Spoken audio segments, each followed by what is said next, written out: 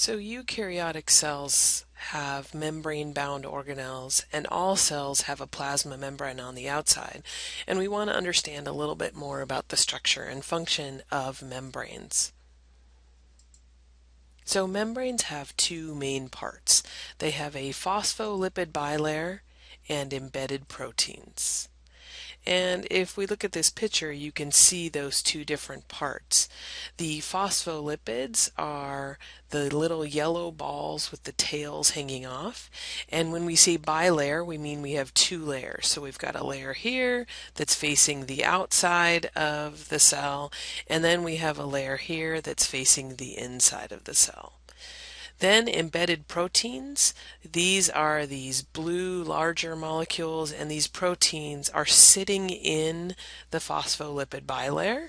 I think they look a little bit like icebergs where they're poking up through the top and down through the bottom, and this is like the top layer of the water. We have a few other things in this membrane. We have cholesterol. Cholesterol is going to be important in making sure that this membrane doesn't get too thick or too thin as temperatures go up or down. And then we have these sugars. These are series of glucose, fructose type rings, and they can either be associated with a phospholipid so that we get a glycolipid, or they could be attached to a protein and then we get a glycoprotein. But the two main components I'm concerned about you knowing are the phospholipid bilayer and the embedded proteins. This is a semi-permeable membrane, so that means that some things can move through and others cannot. A goofy example of something that's semi-permeable is a volleyball net.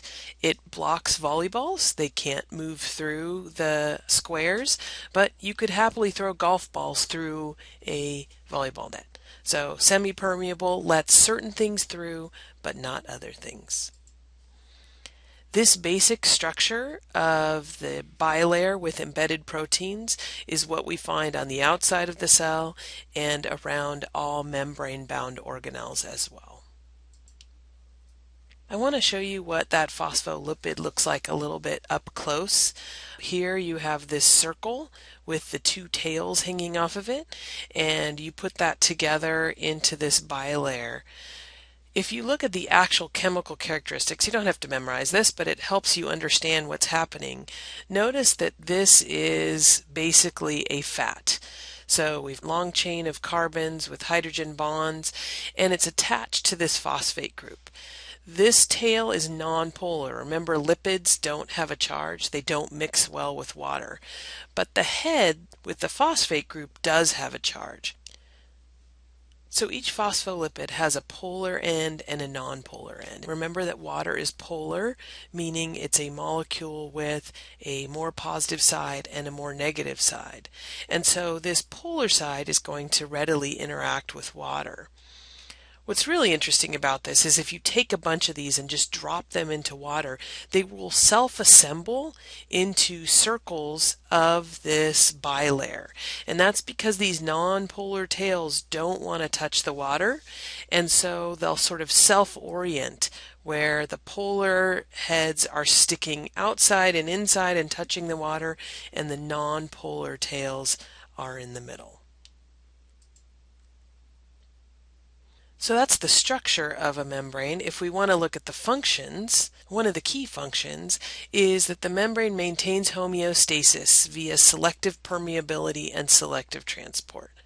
So remember, homeostasis means a constant internal environment, and membranes are going to maintain that constant internal environment by bringing in and sending out exactly the right things at the right time.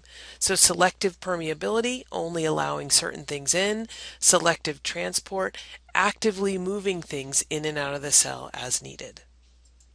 The membrane is going to function to protect the cell as well. The membrane is going to be important in immune response.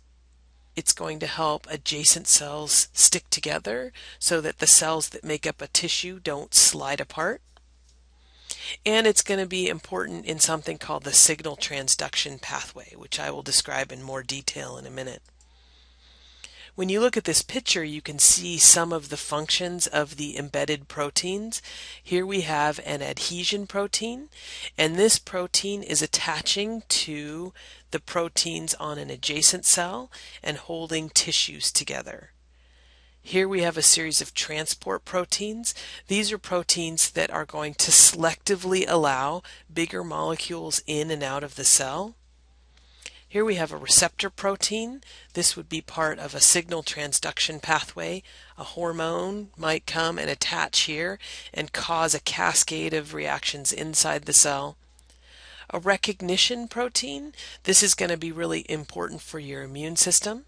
It turns out that every one of your cells has proteins with little processes sticking out that identify that particular cell as part of your body. My cells all have little parts that indicate Susan cells. So you may hear about someone getting a transplant and their body rejecting a new organ. The problem with that is these recognition proteins don't add up. Our immune system is built to look for cells that don't belong.